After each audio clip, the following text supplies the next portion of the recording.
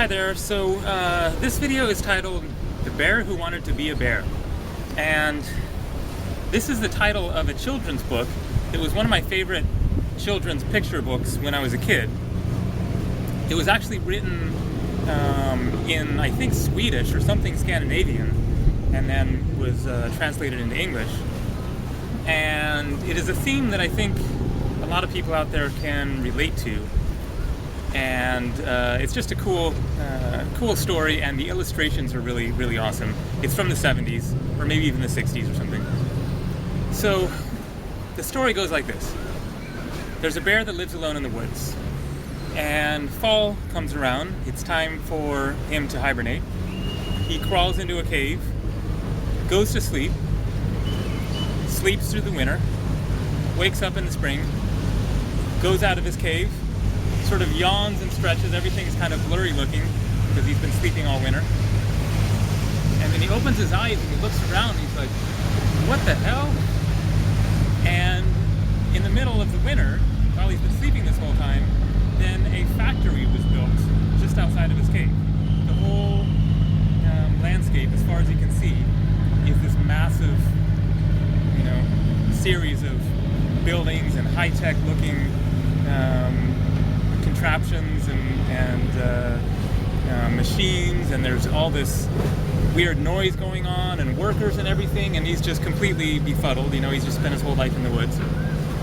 And as he's standing there in complete wonderment and befuddlement, then one of the workers comes running up to him and says, "Hey, you lazy bum, what are you doing? Get back to work." He's like, "What? What are you talking about? I'm a bear." He's like, "No, you aren't. You're just some lazy bum who hasn't shaved in a couple days. Get back to work." So the worker orders the bear to follow him, and he takes him to this office where the labor manager is, and says to the labor manager, "Hey, I found this lazy bum. This guy's been slacking on the job. He needs to get back to work." And the manager looks at him and is like, "Go take a shave and then follow instructions after that. We'll get you back on the job." And so he gets a job at his factory, starts working away. He's pulling levers and pushing buttons, and he's shaved and he's dressed in the uniform. So after a couple of days of working, then he goes back to the office manager and he says, "Look, I'm a bear. I'm not supposed to be here working like this. I'm supposed to be just hanging out in the woods, doing what bears do." And the guy looks at him and says, "Well, I suppose that's possible. I've got an idea. We're going to take you to some bears, and these bears can take a look at you and assess whether or not you are in fact actually a bear, as you say." So the office manager gets on the phone and calls somebody, tells them to come on over, and this person shows up and then instructs the bear to follow him. And he takes them to a vehicle, they get in the car, and they drive to a zoo.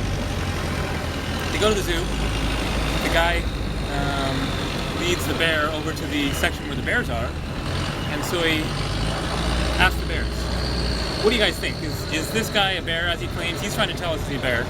We think he's just some lazy worker that was slacking, and we're trying to get him back to work and get him to be a productive member of society. What are you guys' thoughts on this?"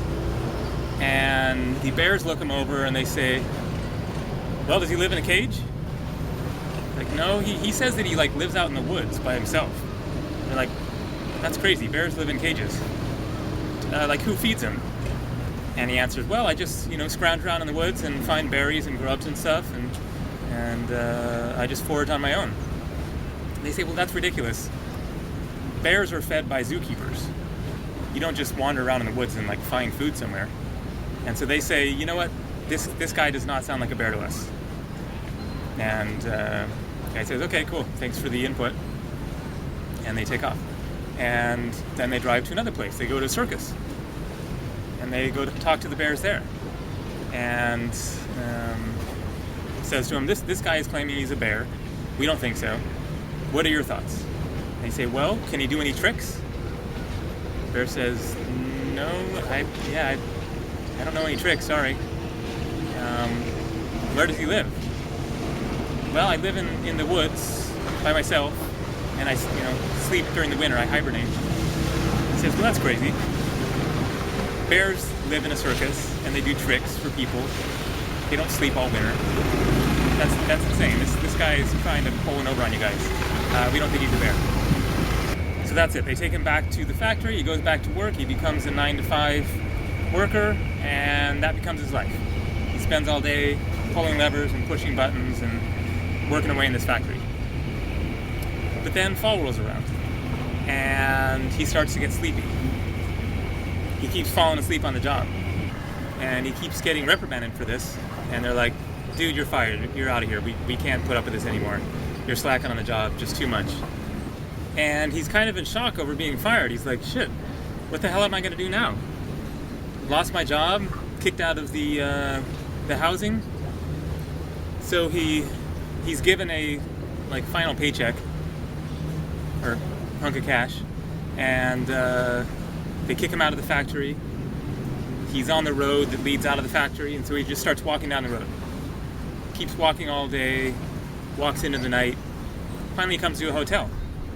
So he goes into the hotel, walks up to the front desk, says, I'd like a room for the night. And the clerk looks up at him, and he says, sorry, we don't accept bears. He says, what? Excuse me? Sorry, we don't accept bears. See? Points at a sign that says, no bears. Like, what?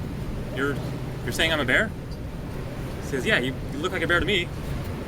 Those clothes on you aren't fooling me. I can see a bear. He's like, really? And he's just stunned. He's standing there like, really? I'm a bear. What the hell? So he walks out of the hotel. He's still kind of in shock over this revelation that he's a bear. He's still processing it.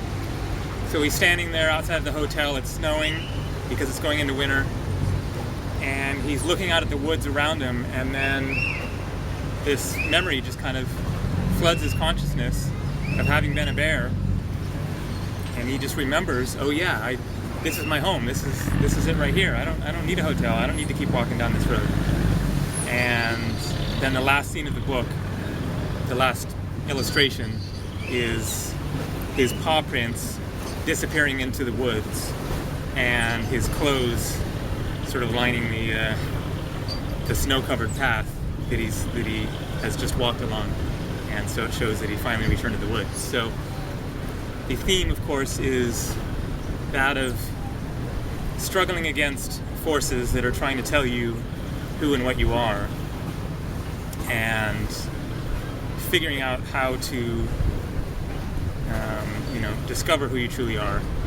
And it's really a great analogy for life in general. If we get thrown into this world and all this weirdness in this life, and all the people trying to tell us who and what we are and what we should be doing with our lives, and this quest to try to figure out who are we really.